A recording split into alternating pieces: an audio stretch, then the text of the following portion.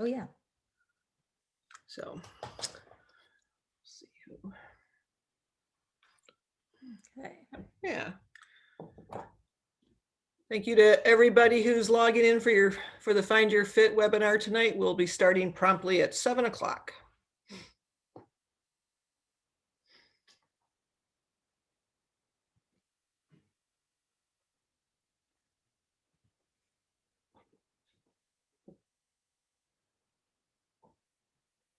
I appreciate all these people coming in tonight when it's so nice out. I know, you never know. Got to take advantage of the nice weather while it's here. And hopefully it's here for a while. Yes.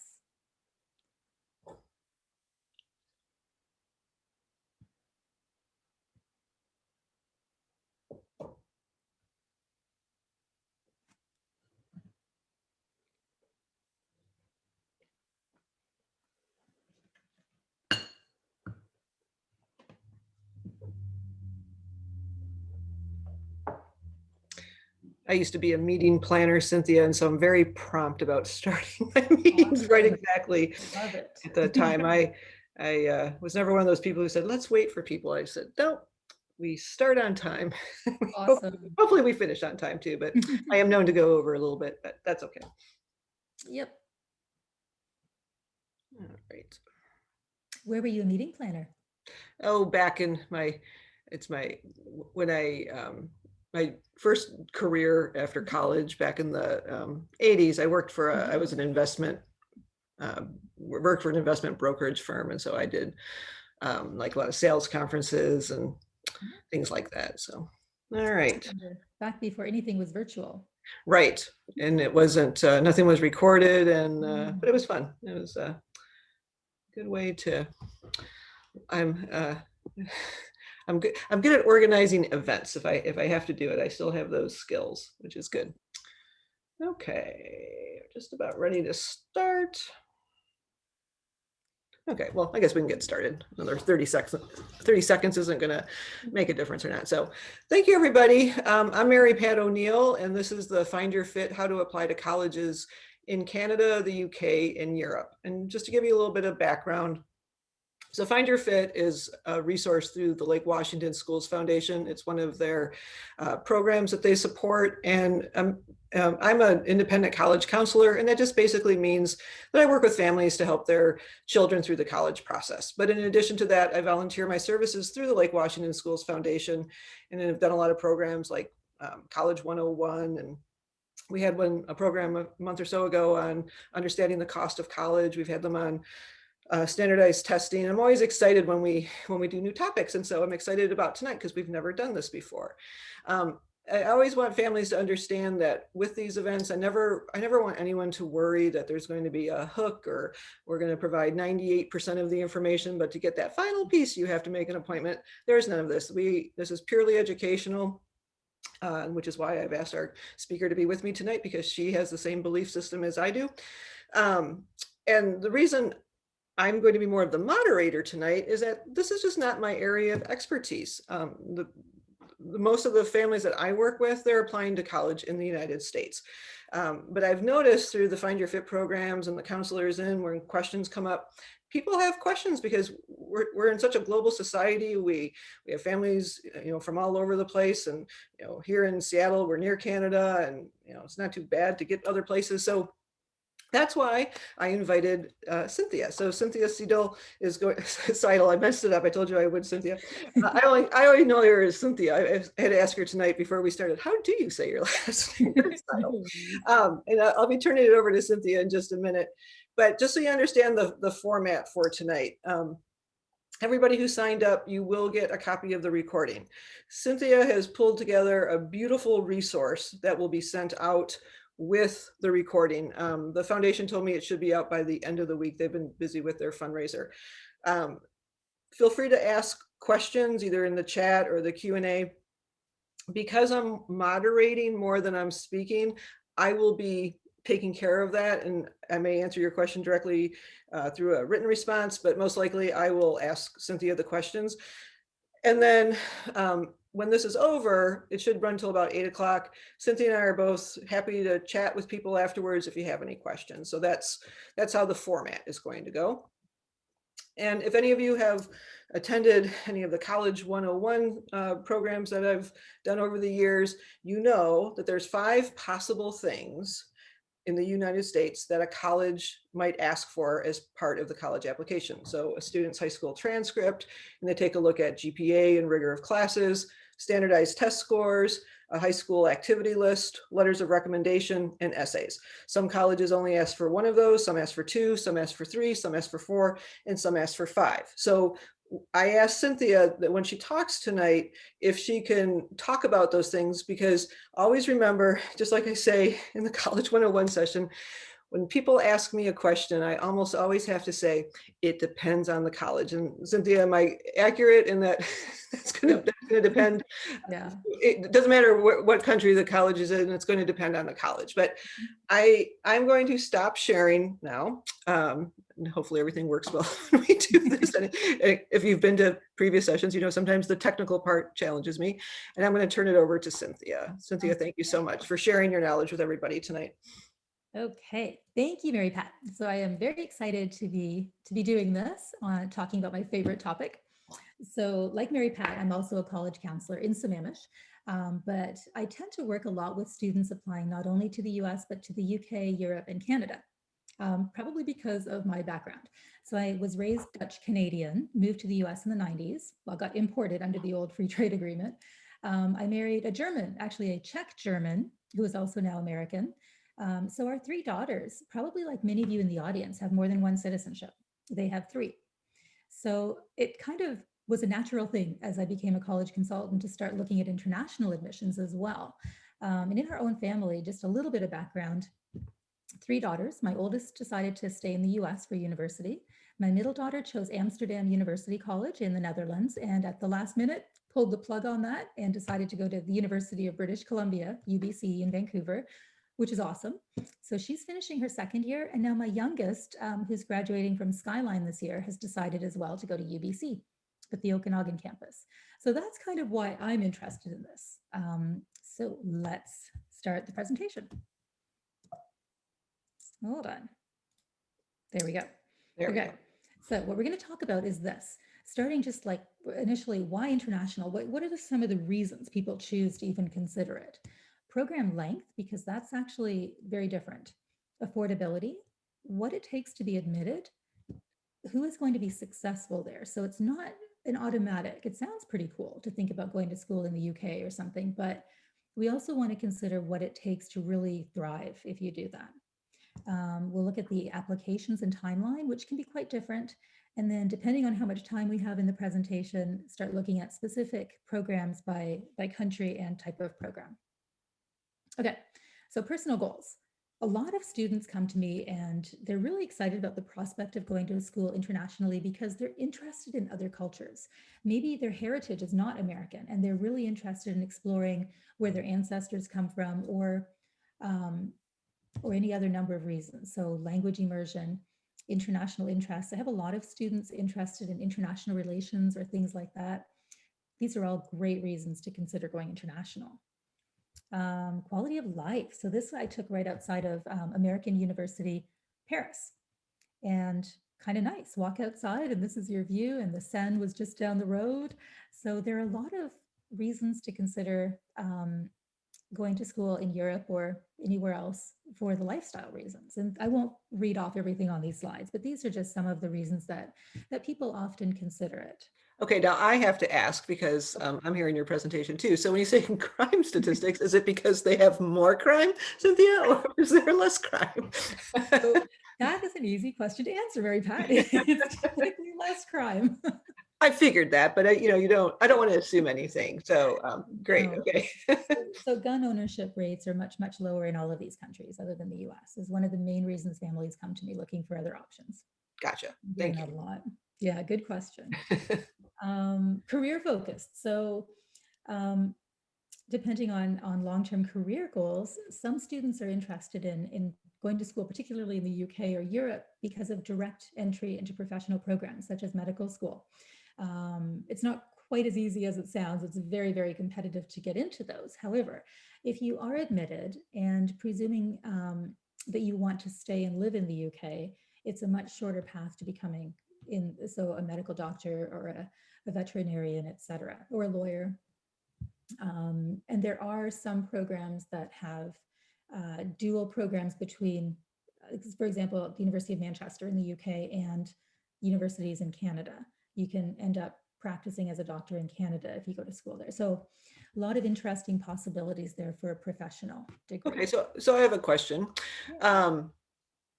So, and again, I do know this from the little bit of experience I have, but what if a student is undecided, as many students are, they haven't figured things out yet? Or you kind of touched on it, like with being a doctor, or let's say a lawyer or whatever, is it, but the student wants to get back to the United States. Is it hard to be able to practice in the United States, like with licensing and things like that? Or do you know anything about that? I do, yeah. And it is possible, but it is not as easy. So if a student knows that they want to practice in the US, it's probably easier to stay in the US. But that said, people do it. They are, of course, accredited universities and programs. And it does happen, but it'd be a conversation we'd want to have, and like comparing the benefits of going overseas with the long-term goals and outcomes that you would want. Like if it's more of a licensed profession, like medical or law, nursing, things like that. And then what about the undecided student? Are these good fits for them? So it depends on the university. It depends largely on the country. If we're looking at England, most of the degrees are only 3 years. So you don't have a lot of time in that. Actually, you're not allowed time within that period of time to shop around for what you might want to major in. You need to go in and you're in your major. They call it a course, and you graduate within exactly the course that you start out in. You can't really change. There's a tiny bit of flexibility with electives, but nothing like in the US. So Okay. That's my last point. There is no common core classes or liberal arts approach at a lot of universities in England. However, there are some in Ireland that do offer more of a liberal arts approach. Scotland has a more liberal arts approach, and certainly in Canada. And as well as some of the universities in Europe have university colleges, which are liberal arts. And it's still a 3-year degree, but you have that opportunity to take your time and decide what your major will be. So like you said at the start, it depends. It's one of those, it depends again. There are options for both, but that is one of the most significant differences in England, is that it's very hard to get a liberal arts Okay. education. Great. Thank you. The last point on here is the co-op program. So Canada is known for their co-op programs for almost all majors. Co-op programs are awesome. I And think so. then we have them in the United States too, just so people know that. Do you want to explain what a co-op program is, Cynthia? Because a lot of people don't know what that term means. So co-op, it does exist in the US, mostly in STEM fields. So very largely in engineering, computer science. In Canada, they've done it in every major. So no matter what you're majoring in, there are opportunities for co-op at most universities. And what that means is during your undergraduate degree, you can go out on work terms. So work in the field that you're being educated in. So for a company. And being paid too, right? Paid well, quite often. Yes, paid very well. And depending on what you choose to do, you can do up to 3 or 4 co-op terms. So it can extend your undergraduate degree. However, what often happens is so say you'll have 2 years of school, and then you'll go off on a co-op term.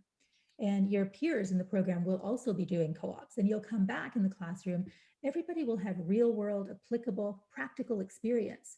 So the level of knowledge that everybody brings back to the classroom just elevates everybody, and it makes it much more practical.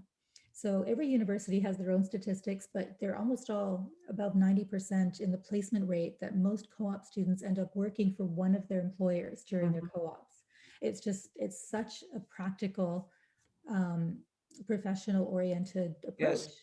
And as parents, we love to see our children employed after they graduate. It's a good thing. Okay, so program length, yes. So in the US, we're all used to our 4-year undergraduate degree. And that is also the standard in Canada and Scotland, in parts of Europe, but more common in Europe and England are going to be a 3-year degree for your bachelor's degree. These are fully accredited equal degrees, recognized equally. The difference is when it's a 3-year degree, in most cases, you'll have to do what we were talking about earlier, and that is commit to what you're going to major in from the start. because you only have those 3 years to take the classes you need to become an expert in your subject area. So the second column there is 3 + 1 years. So the UK in particular is known for their sandwich year or work year or placement year, same thing. And what happens is you do 2 years of your regular program, and then you go out and work for a year. And the universities that offer that, they have connections with industry or business or government so that they can get you actual work, like similar to co-op in Canada, but a 1-year placement.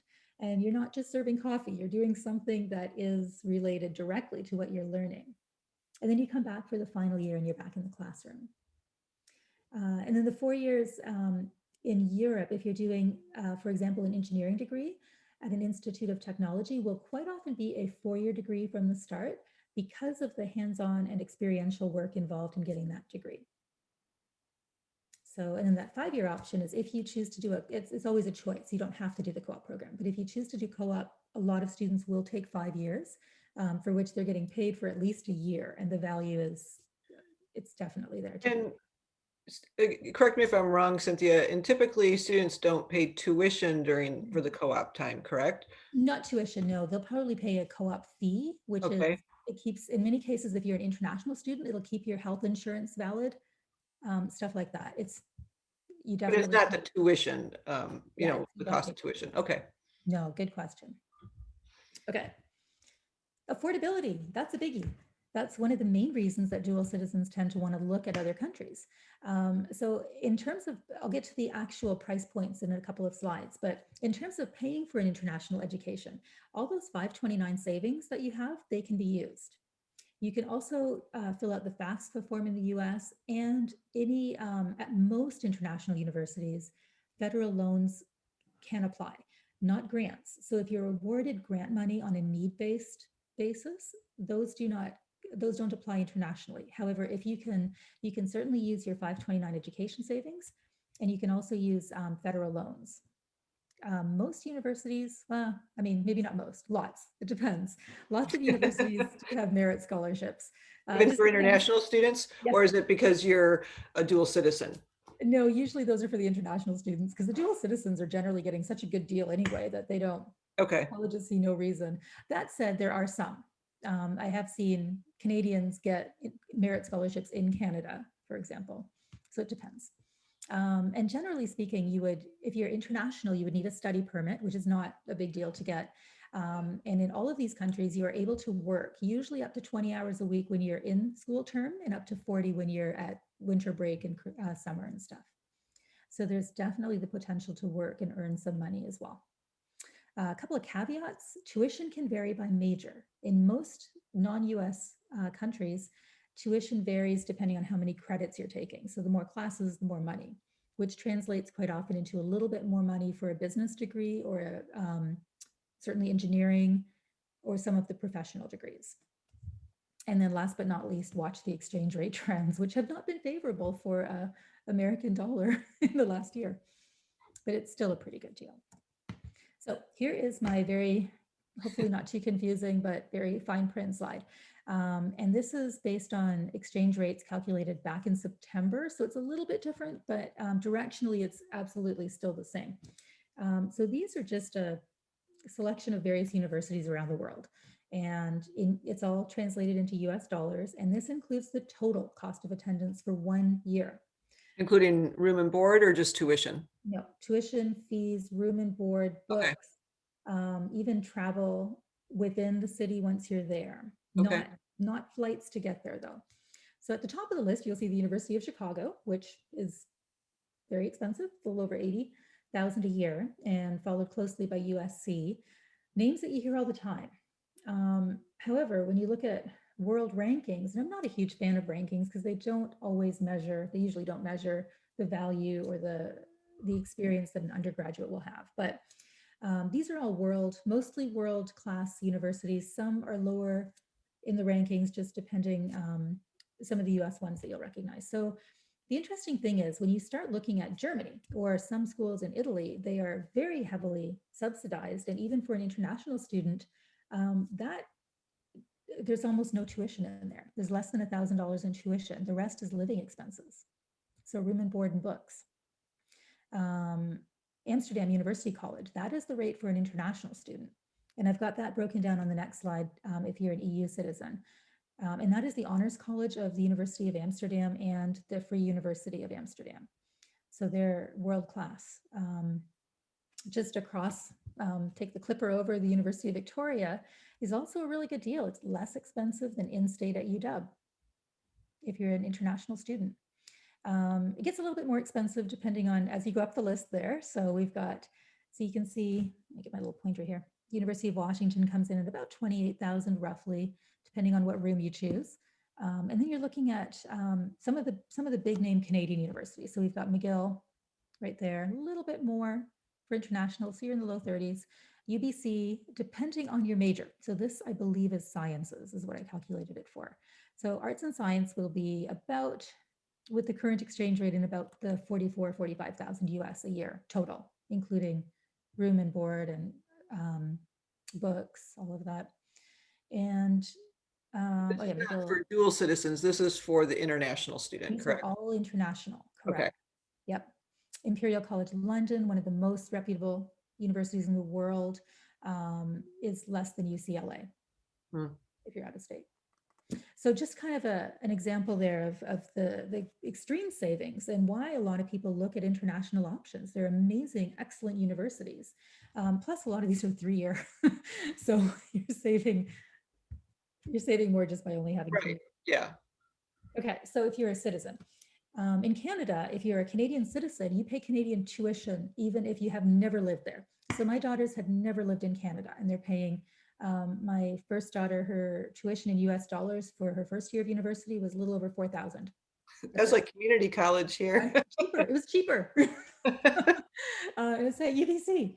So as a Canadian, and it does vary by major. So if you're at UBC and you're studying sciences, if you're an international student, it's about 33,000 at the current exchange rate. These are US dollars.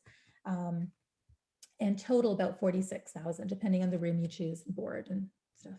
If you're a Canadian, you're looking at a total of about 17,800 a year in US dollars. Wow. UVic is even cheaper, a little bit, but no, wait, it's a little bit more in Canadian.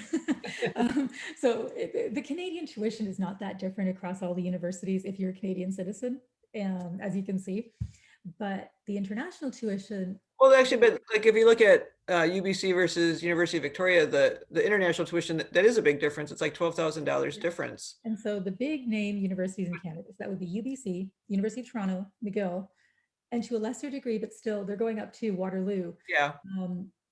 They can get top dollar, so they get top dollar more and more. So the Canadians are staying at about the same rate, but they are charging more over time. And do they like international students because they pay so much more money? So UBC is about 33% international. The University of Toronto is about 25%. Waterloo and McGill, I don't even know. McGill's probably around, I'm going to guess 20 to 25% international. Okay. So pretty decent size of international. Okay.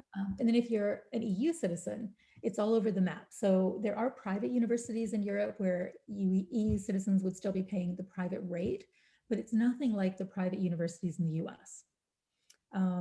Amsterdam University College is a public university, heavily government subsidized, like most are in Europe. If you're an EU citizen, the total cost of attendance to go to Amsterdam, this is the honors college. This is the honors college in Holland. It's about, and it's English taught, by the way. These are all English taught bachelor's degrees that I'm talking about. It would be 17,000 a year total. Wow. If you're an international student, it's about 10,000 more, but still it's less than in the state. Yeah, it's like going to UW and maybe having an apartment or something. I don't know. Right. So there are a lot of options like this in Europe. So it's kind of fun. I have a lot of fun finding these programs, actually. Okay, so how do you get in? And this is one of those, it depends. Inevitably. Well, I would imagine getting into Cambridge or Oxford is a little different than getting into, I don't know, Manchester. I don't even know if that's hard or easy to get into, but that's good too. I mean, but of course, you're right. Oxbridge is the most competitive to get into, or maybe Imperial College London. They're pretty, for STEM, they're pretty much on the tails of Oxford and Cambridge. So generally, most universities across all these countries are going to look at GPA as the most important factor, no different than in the US. Do they like to see rigor like US colleges do? some, not all. So Okay, the University of Victoria, for example, does not weight the GPA based on if you've taken AP or IB. They just look at okay, your straight cumulative GPA through 11th grade. okay, That's unusual. Most colleges will look specifically for advanced classes. So whether that's AP or IB, Running Start. And then in many cases, they will look specifically for example, 6 senior classes. If you're applying into engineering, they're probably going to look for an AP or an IB physics, AP or IB calculus. Usually doesn't matter if it's AP or BC anyway, calculus and English, and then 3 more senior level classes. yeah, I remember, I think it was last year, the year before, I had a student who was accepted, but it was, she got a letter saying it's going to depend on your AP Mhm. score, or so like they wanted to see her senior year Mhm. stuff before they officially, Yep. admitted her. So Well, they do pay attention to that. they do, and that's a nice advantage for kids doing AP, is that a lot of them will have taken enough AP classes in sometimes in 10th grade, but also 11th, that if they have some scores that are 4s and 5s, usually 3 is enough. So as long as if by the time they're applying, Mhm. you're saying that if for most students, if as long as they've got about 3 AP classes under their belt, that is sufficient for a lot of the schools. Okay. Usually, yeah. I mean, sometimes they'll still make it contingent, but their goal isn't to reject students. Their goal is just to make sure that they're going to be able to keep up with the rigor in college, assuming that they did maintain the level of rigor that they're taking. So, for example, in the UK, most offers are conditional upon finishing to meet the requirement. So if they state that they have the requirement of a certain GPA over like 3.2 or something, and 3 AP classes of 4.45, if the student goes in with that already as a junior, which is not unusual in the US, they may get a conditional acceptance that just says, make sure your GPA is over 3.2 and you're good. Okay. So Somebody, Cynthia, here's a question somebody had asked, and I don't know the answer to it. What about students who are in the Cambridge program here, like at Juanita High School? yeah, that's right. So they will look at those criteria. So all of the UK schools, even the Canadian ones, like they're used to processing applications from around the world. So whether it's the Cambridge curriculum, AP, IB? I mean, dual enrollment is the one that throws them for a loop. So that usually means a call to the admissions office and saying, hey, this is what I've got. Okay. Very often sending not the transcripts, well, definitely the transcripts, but also it's the word I'm looking for, the curriculum thing that you get at the start of the year. Help me out, Mary Pat. Oh, like a syllabus? Thank you. Yeah, they'll often want to see the syllabus and Okay. compare that to what their classes are to decide if it's equal, if it would be something considered advanced. So that's not unusual. So if you're in Running Start, just keep a PDF of all of your syllabi for all of your classes. So test scores have gone. Yeah, what about are they test optional over there too? I know they are. Or they had to go, last year they had to go test optional like everybody else. They are, but they're all going to say, boy, if you can send them some scores, they're going to be thrilled. So that could be, it doesn't have to be the rigid thing that we used to have in the past where you have to have an ACT or an SAT. It can also mean, gee, if you don't have that, but you have some APs or some IBs, we'll take it. Mhm. You Yeah, know, they do like test scores. Yep. Yep. Um, and the selectivity varies significantly within each country. So quite often I work with kids who had a rough year in 9th grade. I mean, you're 14 years old, right? Transition to high school. So in the US, that matters. That can really ding your GPA. Mhm. It can hurt getting into some of the more selective colleges. At a lot of international schools, they don't even look at that.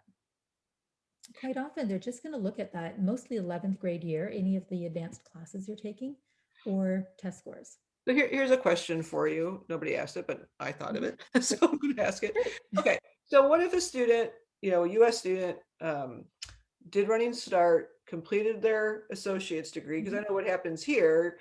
Like, so let's say they're going to apply. Well, I guess it doesn't matter, but let's say it's the UK. You said it's a 3-year program. Will any of those credits transfer Yep. over? No. No. Okay, so for Running Start students, they should not expect to have any college reduction like they would in the United States. Okay. They will in Canada. Oh, they will. Okay. Yeah, in Canada, that's 100%. It's just like in the US, they'll evaluate those classes you took and then determine if it's a direct waive from one of their required classes. And if not, you usually get elective credit if nothing Okay. else. Okay. Yeah, so But in the UK and Europe, it doesn't work that way. Okay. Good to because know. it's only a 3-year degree anyway, Right. and they're very structured. Yeah. So yeah, Okay. good question though. Good to know.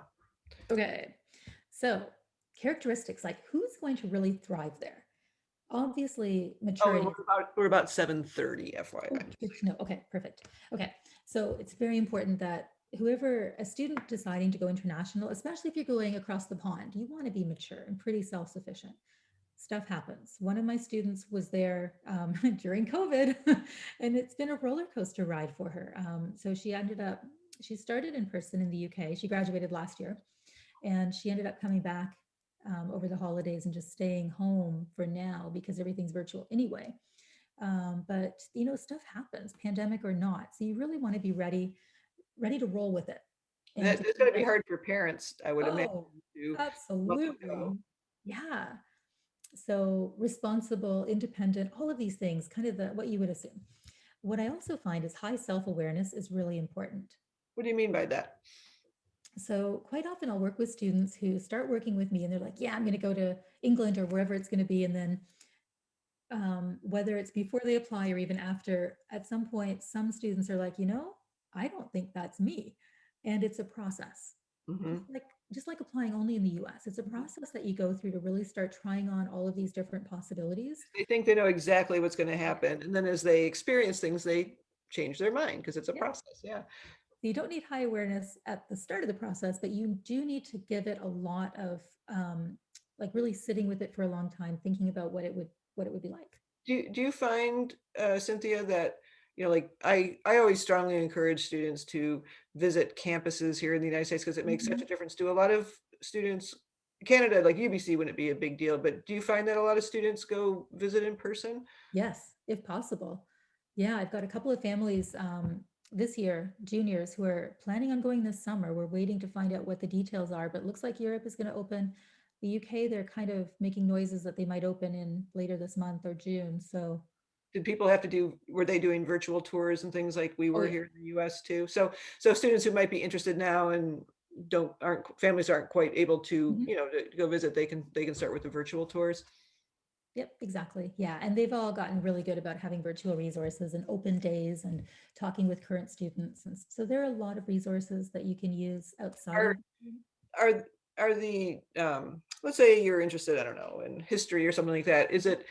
Are you able to, I realize you have time differences and things like that, but are you able to reach out if you have Mhm. questions for a department or to learn more? Are they pretty open to that like they would be here in the US? Absolutely. Yep. Good. Yeah, they're really good at connecting you, especially with student ambassadors, as well as admissions, but often talking to a student can be nice because you get more of a relevant take. Should students reach out to admissions first for that and be assigned somebody, or should they reach out to a department? Actually, Because you do have to know what you're going to study in a lot of cases. So, it's kind of a UK thing that when you go on the website, a little pop-up will happen, usually in the bottom right corner of their yeah, website saying, "Hi, I'm so and so. Click here to talk to me." okay. And those are real people, not robots? They're real people. They're Okay. ambassadors. Yeah.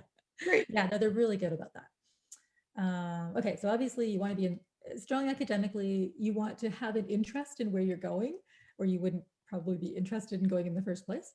And this is something that people really need to be aware of. You want to be healthy both mentally and physically, because it does take a toll mentally to go to another place where it's all new.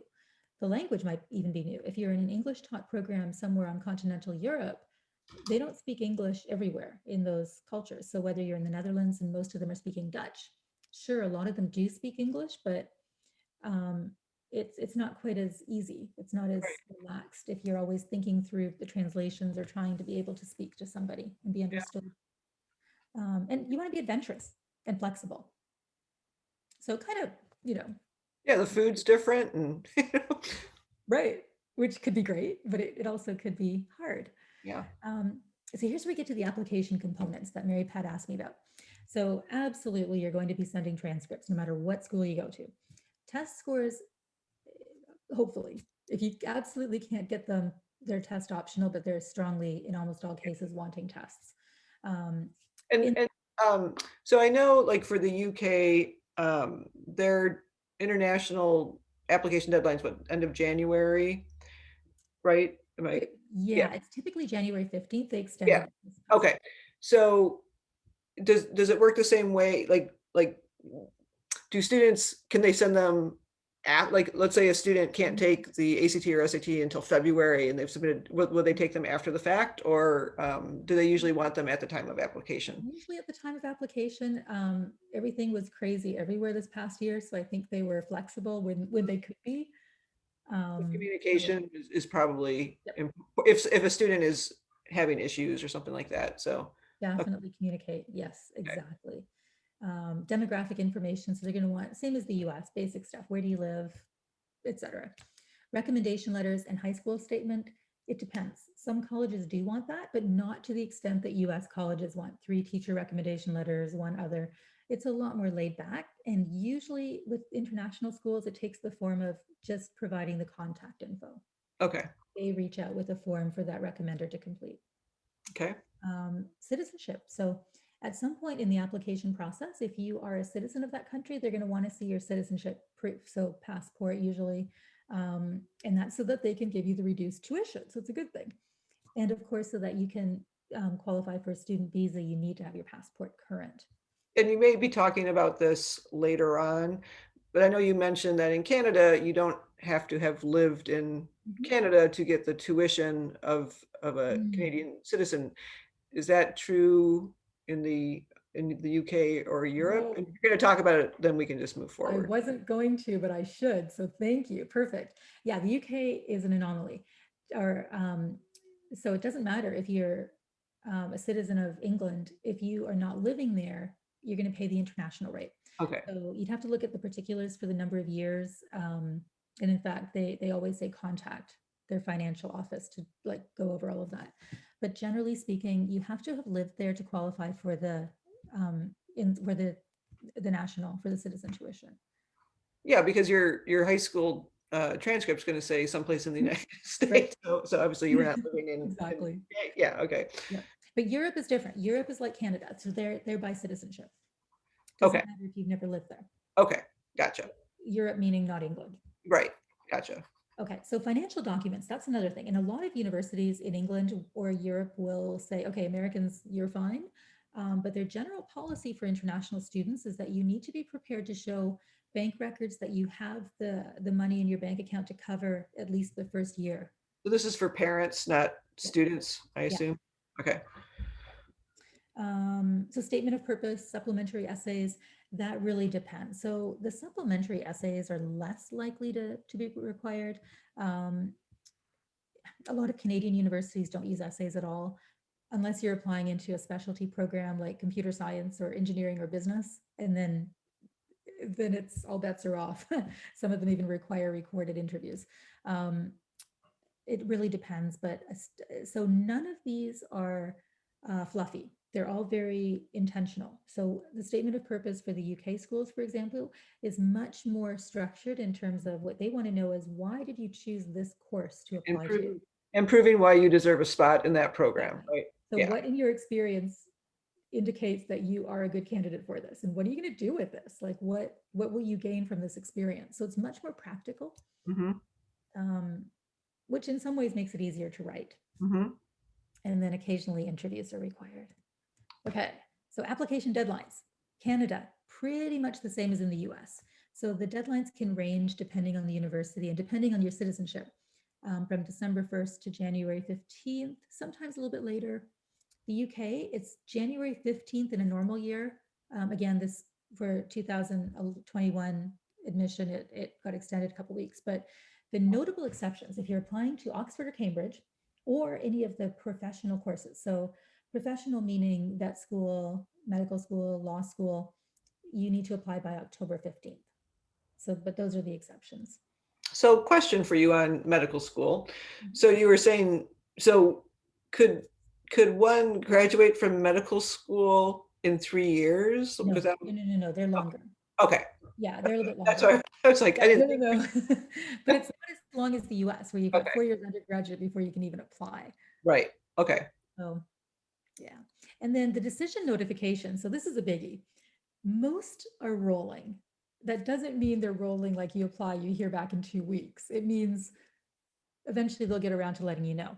Okay. Um, you generally apply at these timelines, and then international, some universities will start letting you know in January, February, especially because you have to commit. There's usually a much shorter commitment period too. It's not like they have a May 1st deadline and they say, we want to hear from you by May 1st. It's like, you've got 2 weeks, let us know if you're coming. Okay. So it's kind of like early decision almost. Kind of, yeah, yeah. Um, and the Canadian universities, so if you're a Canadian going to school in Canada, you generally won't get your admissions decision until May. So they're all very well aware that there is a May 1st deadline for American students to decide where they're going. So they try really hard to get those decisions out early. And in many cases, they will let you know in January, February, March, but more commonly in April. So if you're applying to any Canadian universities, that's just something you want to know going in. Keep it in mind. Contact admissions if you're stressing out, which everybody stresses out by April if they haven't heard. And yeah, like Waterloo just got back decisions out at the end of April. Oh, yeah, that's kind of um, close. yeah, yeah. So that's just something to keep in mind. Okay. Canada. Okay, so we've got a few more minutes. All right. So Canada We're specific. doing fine. Okay. So this is a picture of the University of Toronto on a nice sunny day. Um, so Canada, a lot of the reasons people go to Canada is that it's really safe and it's really very, very welcoming of international students. In fact, Trudeau's government, I think it was in October or November, they put together an entirely new overhaul of their immigration system where it's a points-based system, and they're really making it easy for students who complete a degree in Canada to stay and get a path to citizenship. So it's kind of a nice opportunity. They're very, very welcoming of international students. So it's mostly composed of large universities, you know, the big names, but there are lots and lots of universities that like tons of really good universities. The interesting thing in Canada is the universities aren't really competing with each other because they're all given federal funding. Um, some specialize in some areas more than others, and they're pretty, like, I think that's the best way to put it, is they don't really compete with each other. So it's really a matter, and they're all excellent. They're all really good. You're going to get a good education. Um, most of them are quite large. So you've got the usual lecture format plus tutorials or labs in addition in smaller size classes. When you say large, aren't they a lot of them like, 40,000 students and things like that? Or 60 or 80, yeah. They're Yeah. huge. Oh, okay. Yeah, they're huge, huge. Yeah. But the interesting thing is, because they are so large, their philosophy is they want to provide that opportunity for anybody who's qualified. So they don't try to artificially pump up their competitiveness. So basically, because there are so many spots, you can get in, and they are competitive. Like you don't, it's not easy to get into some of the top universities in Canada. Especially in the STEM fields. Exactly, or business. Business is Mhm. extremely competitive as well. But you have that opportunity. And so when people ask me, what's the selectivity or what's the admissions rate, Yeah. it doesn't apply. Same within the UK and Europe. They publish, so most of the Canadian universities is pretty good about publishing the cutoffs from the prior year's enrollment so that you know if you even have a chance, Okay. based mostly on GPA. So you don't apply if you aren't a good candidate, generally. So if a student wanted, so you can go to a Canadian college's website and they'll say what the average admitted GPA is for a computer science major, or no? Oh, okay. Usually the cutoffs, and you have to do some digging. I would recommend looking for the prospectus, Okay. or go under future students and prepare to do some digging, like on the US colleges. Yeah. Mhm. Um, and you can always contact admissions as well and see if they can send you materials. And then they're usually pretty good about communicating that, Okay. because they're not trying to make a lot of money off application fees. They're trying to fill seats with students who are qualified. So it's not a game of competing for the most number of applications. Okay. So generally, the other thing about Canada, there are some very interesting public uh, honors or liberal arts colleges as well, where there are 2,000 or 3,000 students, very Can you name focused. some? Yeah, Bishops, University in Sherbrooke, Quebec is amazing. It's English language, but in Quebec. 3,000 students. It's awesome. Great school. Um, Huron College at my alma mater, Western University, as in Western Ontario University. So Huron is actually breaking apart from Western University. Interestingly, they're in the process right now, and that is a liberal arts college, Mhm. but it's on the campus of Western, which is a big public research university. So there's some really cool opportunities. Some more on the in the maritime provinces as well. Co-op, great value. Like the US, they all have residence halls, usually guaranteed housing for first years, meal plans. The difference is if you're looking for a big Greek life or a huge sports culture, that's not Canada. So they have that. They do recruit students and they do have, especially hockey, if you're a hockey player, perfect. So they do have sports, but it's not like the US. And they do have sororities and fraternities. Some colleges, my alma mater, pretty decent Greek life, but most, it's not a really big part of the social scene. So that's some of the main differences. Okay. Okay. So England, obviously, so there's a picture of Oxford on a rainy day, imagine. Like Seattle. So great reputations. You've got some of the best universities in the world. They're also typically 3-year degrees. They're all English language. They talk funny English. You could arguably say we do in Canada too, but they speak English. Scotland is unique in the UK in that their standard is a 4-year program, which is a little bit more liberal arts. Not as liberal arts as in the US. You still have to have a pretty good idea of what you want to study. They're very structured programs because they're shorter. So pretty much all the universities have dorms. Catering is what they call their meal plan. So the interesting thing is if you're in London, they don't have housing that's specific to that university that you're attending. So they typically will have landlords that are not affiliated with the university that offer student housing. So you might get a room in an apartment and your roommate will be studying at a different university Okay. nearby. So it's a little bit more, you want to kind of look at it in Europe as your profession is being a student. Like you are an adult, you're a full adult, a professional, but your profession is being a student. So with applying to the UK schools, I know they use the UCAS application, and it's my understanding that a student can only apply to 5 colleges using that application. Is that correct? It is, but there's like everything, there are exceptions. So Okay. like the University of Roehampton, for example, they actually prefer that you apply directly using their institutional online application. And then that doesn't have to count. You can still apply to 5 more within the UCAS system. So there are exceptions. And there are several that are actually on the Common App now too. Interesting. A few Canadian schools are on the Common App too. Oh yeah, and then so those are London schools where you would be living in a pretty much more independent setting. There are a lot of residential universities elsewhere in England though, where you do have the traditional dorms and housing that are with students at your own university. So someone was asking if any of these schools use the Common App, and I know some of the UK schools use Yeah, the Common App. some of them do. Yep.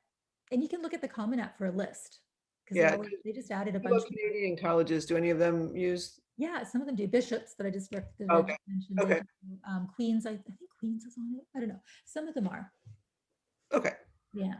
And you can easily find that out by just going to Common App and getting a list of the colleges. Okay. Okay. Why would you go to the EU? Okay, so just look at these pictures. So the top one was in Leiden, university town in Holland. Beautiful, just stunning location. And this is in Rotterdam, also Holland. So the lifestyle, the culture, very inexpensive. They're English taught programs. And the reason for that is if you're Dutch, so my family is Dutch, my parents, there aren't a lot of Dutch people in the world. So if they want their universities to thrive and continue to grow and be world class, they have to bring in faculty who are specialists in their subject area. And generally, you're not going to find them as Dutch speaking professionals. So that's why English. So the Netherlands in particular has an enormous range of English taught bachelor's degrees, Sweden as well. Not so much France and Germany because there are enough French and German speakers in the world, Spanish as well. So that's there are some English taught schools in those countries, but it's more often the Netherlands is my go-to place for really top-notch English taught programs. Okay. Okay. Types of programs. Okay, this is the other part that we haven't even talked about yet. So, okay, so you want to go to school in Europe. What are your options? Kind of international universities light would be the American universities. So American University Paris, American University Rome, Franklin University, etc. There are a ton. Jacobs in Bremen. These are all American style universities. So you go there and they keep close watch over you. So you're not just kind of left to fend for yourself. You're in a dorm. In many cases, actually in Italy, they are required, if you're under 18, to check in on you every day to make sure that you're in the dorm. So there are some more checks in place, and it's a little bit more hand-holding like in the US. I know that might sound odd, but the alternative is the professional student in much of Europe, where you're just, good luck, sink or Yep. swim. Fend for yourself. Yep. So a lot of these American universities have really, really good support, really, really good support for international students. Another option is the foundation year. So keep in mind, most degrees in the UK and Europe are 3-year. So this just adds 1 year to the start. And it's kind of, Like I a really like transition it. year?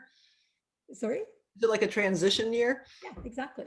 Yeah, and it's for any number of reasons. So if somebody doesn't quite meet the requirements for the course that they've applied to, say they're applying to engineering and they're just off by a little bit in one of their test scores, as late as the summer, you can apply to that same university for the foundation year and get in. The foundation years are not competitive entry, but if you complete the requirements, which are going to be generally any of the prerequisites for the courses that you want to take for the major, essentially, and you pass those, then you get into the major that you wanted. Oh, okay. So plus you get a year under your belt of getting used to being in that culture, being used to how they're grading, how the courses work, all that stuff. English language as well for anybody from a non-English speaking country. So the other one below that is sandwich. I love that term, sandwich year, placement year that we talked about if you wanted a work year built in. You apply for that at the time you apply for your program, by the way. Okay, so with your application, you say, I want to do a sandwich year. You choose that program. So you apply for a What if you specific, don't know and then you want to do it later? Will they let you? really hard. Okay. If you decide you don't want to do it later, that's really easy. Okay. You want to sign up for the Best just to ask for it, it sounds like. exactly. Yep. Easy to get rid of it later. So joint degrees, there are a ton of these. So Sciences Po is one of the top universities in France. They have partnerships with a lot of universities, like terrible universities like Berkeley, UBC, Columbia, where you can do 2 years at one and then 2 years at the other. So usually starting at the university in your country.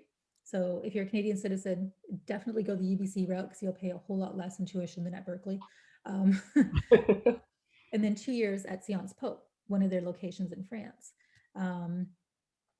First year international. So these are growing. There are more and more of these opportunities all the time. So Loyola Chicago, university I really like. So they've recently started a program where you can choose to, like on your application, you can indicate that you would like to do this. You can choose to spend your first year, or I think it's one semester or a first entire year in either Rome or Ho Chi Minh City, and then come back and finish your degree in Chicago. And they do that because the first year is a lot of general ed requirements anyway. If you're in a degree program where most degrees, they find that they really want you to come back because you need the labs, you need the specialized classes, and they only provide the basics in Rome or Ho Chi Minh City, but certainly enough for a first year and you get that international experience. Northeastern has it's growing. They partnered with a university in London a few years ago. So One of my seniors is doing that. good. So they chose to take them Yeah, up. he chose to do it. Yeah. I'll be curious to see how it is. I haven't had anybody, I've had a few students offered that and none of them took them up on it. It was Okay. also the He pandemic. took it, so I was proud of him. Great. Yeah, so that is not unusual at all to get offered the first semester in London if you're going to Northeastern. USC partners with American University Paris. I believe they also partner with Franklin in Switzerland. Another organization that's really growing rapidly is Verto. They offer first year abroad in a number of countries, and they partner with dozens of universities, like top universities in the US, where you can transition directly into that program. It actually makes it easier to get into those universities if you apply through Verto as I've well. never heard of that. Really? It's No. Well, that's why I'll send you're you a the link. speaker, Cynthia. I'll send you a link. Okay, good. I really like them. I haven't had any students that have, I keep introducing it, but nobody has jumped all over it yet. But I think it's a matter of time because they're developing more and more partnerships.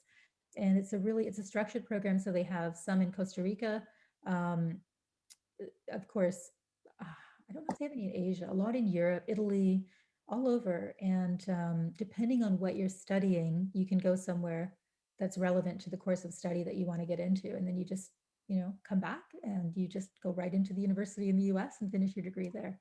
Oh, Yeah. And then last but not least, study abroad.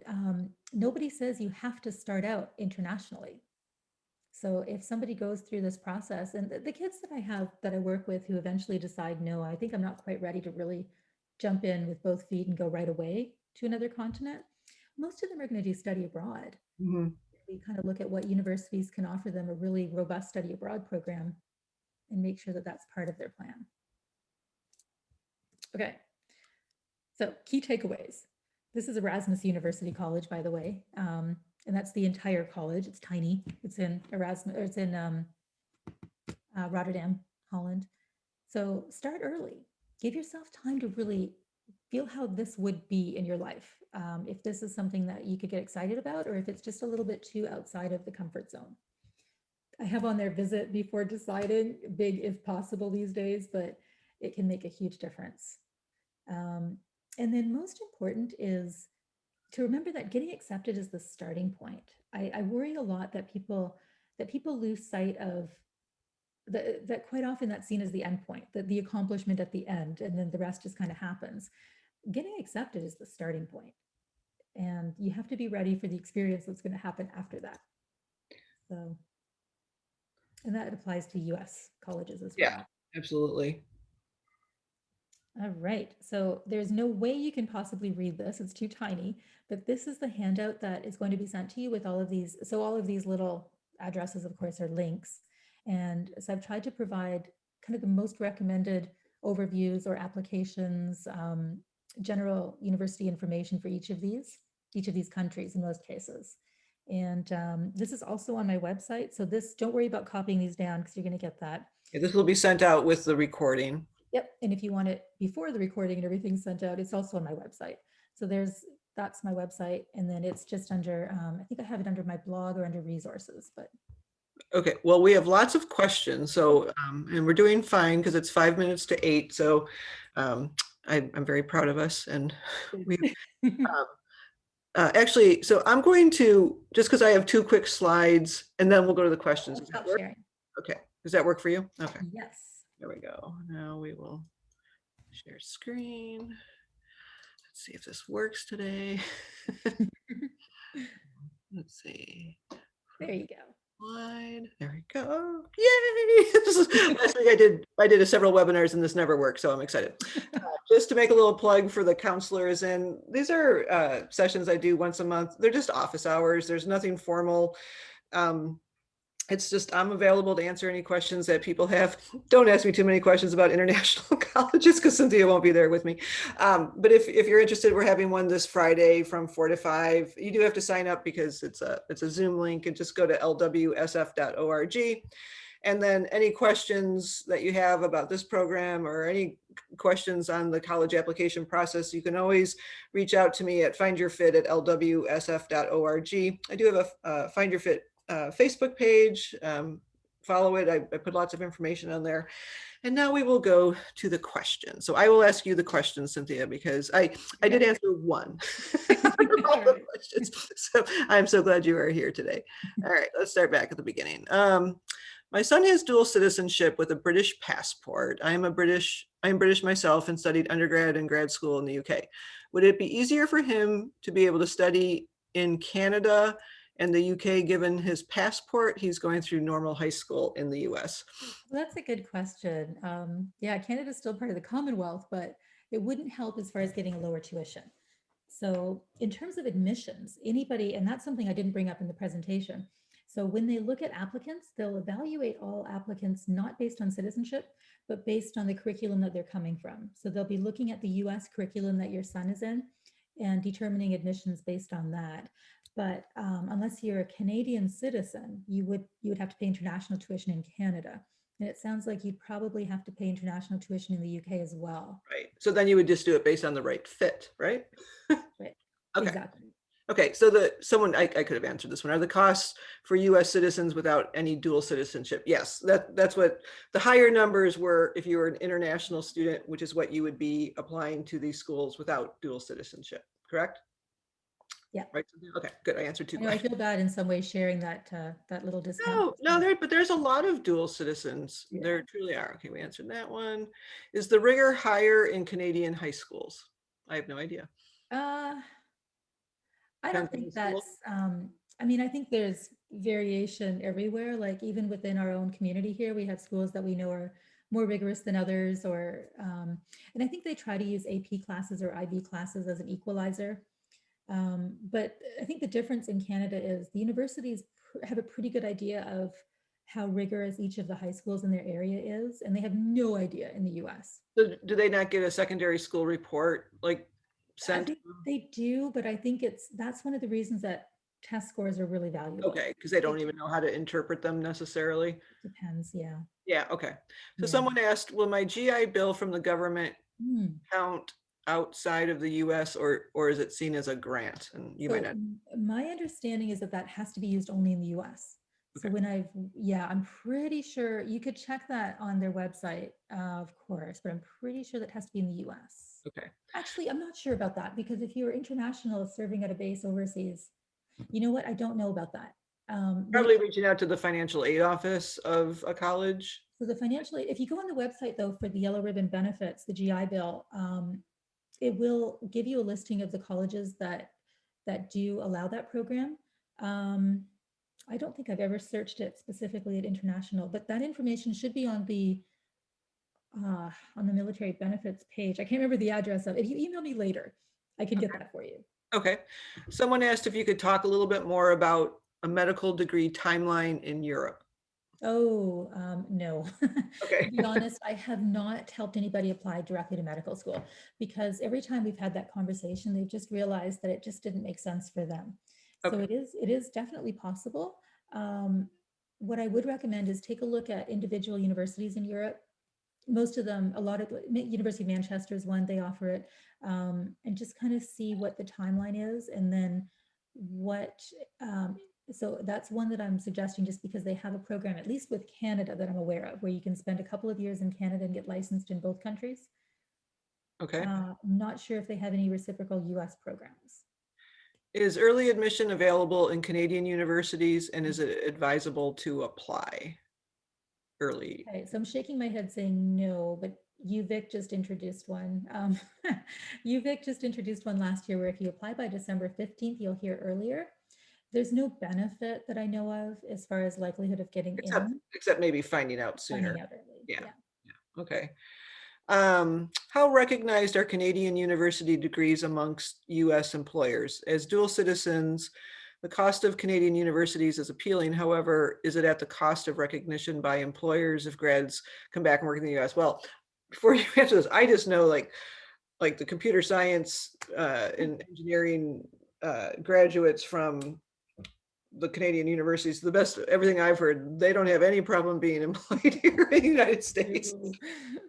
No, right? they recruit, most of the big US tech employers recruit there. Yeah. It's just a question of if they can get them the visas to come. Right. No, so, but I think that depends. Like if you want to go into politics in the US and you take a political science major in Canada, maybe that's not as applicable. Yeah. On the other hand, engineering schools are all accredited equally throughout North America. CS definitely, it's really business 100%. I have not heard of anybody having any issue at all with employment. Okay. We did talk about this, I think, earlier, but is merit-based aid available for international students? Do universities publish this information? Yeah, that's a good question. So you have to dig. It's like most of these things. They're not always probably like do a search under international merit aid, maybe. or, You could, or just contact admissions. That's probably your best bet, to be honest. okay, One caveat about that, admissions in Canada, they're not as, so the admissions office is separate. There's a wall between admissions and recruiting. So the people that you will see from the Canadian schools are the recruiters. They don't make the admissions decisions. okay, And then the admissions people are usually working in the office, well, at home now, but working behind the scenes, making the decisions. And so when you contact the admissions, so on the admissions page or the future students page, what you're going to get is contact info for the recruiters. And they like all inquiries to go through them so that they can send you to the right person as needed to get answers. So they might send you to somebody in the financial aid office, but they'll be the point person. The recruiter will be. So do give yourself some extra lead time there, and kind of expect it to take a little while, and that you're not going to get an answer from the first person you talk to. yeah, I know when I've reached out, like just sending an email, US colleges are very responsive. I think it took like 2 weeks. They're like, ah, sorry, sorry, we Lucky. finally got to you. Okay, here are a couple more questions, and then it looks like we're done. Okay. Does Simon Fraser accept associate's degree transfer from American Running Start? Yes, you answered that. They don't have any problem with Running Start issues, right? Yeah, they're really good. Okay. Um, let's see. I think we already answered this one. After the 3-year undergrad in UK, does doing a graduate program in the US require some prereq courses before enrolling in a US graduate program?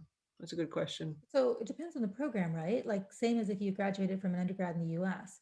Like if you want to go into computer science for a graduate degree, but you majored in English? data science or English, even Yeah. worse, yeah, you're going to need some other prereqs before you're going to be a candidate. Okay. The other thing is, if you want to apply to med school in the US, there are pre-med school programs that are usually 1 year. Bryn Mawr has one. There's a bunch, mostly on the East Coast, but that's not unusual to get Okay. an undergrad in Europe and then come do that 1 year pre-applied. I don't even know what they're called. They're like a 1 year application to med school program. Okay. I don't know what they're asking here. Are the selection criterias the same for postgraduate programs? I'm not sure if they're talking about graduate I'm school. assuming they're asking about applying to grad school. It'll depend. So grad school is much more specific. You have to have those prereqs to be qualified. So the websites are going to be your best friend for figuring out what is required. Okay. I think this is just a comment. Recommend looking into studying in Sweden. The government has set up a website called Study in Sweden SE that really sells it. That sounds good to me. Yeah, Sweden's another great country for English taught bachelor's degrees because there just aren't a lot of Swedish speaking people in the world. Quick question. We are Canadians with a US green card. If he goes to study in Canada, would it negatively impact his green card status? Oh, yeah, that's a question for an immigration attorney. Yeah. I don't know. I can't, yeah, I'm not sure. And with the borders closed right now, it's an extra layer of complication there because Okay. it all has to do with the time spent in countries. So someone asked, do people with dual citizen have to pay the international price or the residential price? So what I understand, let's see if I learned something. In Canada, you get to pay the residential price, same in the EU if Yep. you're dual citizen, but in the UK, no. Right. Pretty much. Yep. I've learned a bunch tonight. This is great. Let's see. Good question, by the way. Yeah, I think they're asking about health. It says, can you talk about medical insurance requirements? I'm assuming that's Yeah. healthcare. Yeah. So you will be required as an international student to pay for medical insurance as part of your fees at the university you go to. Usually it's an absolute requirement. That said, it's not a whole lot of money. It's usually under $1,000 a year. As dual citizens, when my daughter started at UBC 2 years ago, that for the first 3 months, she actually had 3 health insurance plans. So she had her American one that she still qualified for under us. She had the UBC plan, which she qualified for immediately, and the provincial plan, which took 3 months to kick in. So she was good. Yep. Okay. Well, I think that's all the questions. And wow, look at us. It's 8:07 and the sun has not set. So this is wonderful. I thank everybody for coming tonight. But Cynthia, I so thank you for sharing your knowledge. I picked the right person. It was fun. It was, and Reach out to Cynthia if you have questions, or that's your goal to be applying to schools there. And as I said, the foundation will be sending out the recording along with the resource sheet that Cynthia had up on the screen. You'll get the hard copy of that. So, see, it looks one. Oh, Okay. So thank you so much, everybody, and great questions too. everyone's just saying thank you. And anyways, and thanks for your support of Find Your Fit and the Lake Washington Schools Foundation. So have a good night, everybody. Now I have to. Somebody can hear my Canadian accent. Yeah, okay, stop share. And we'll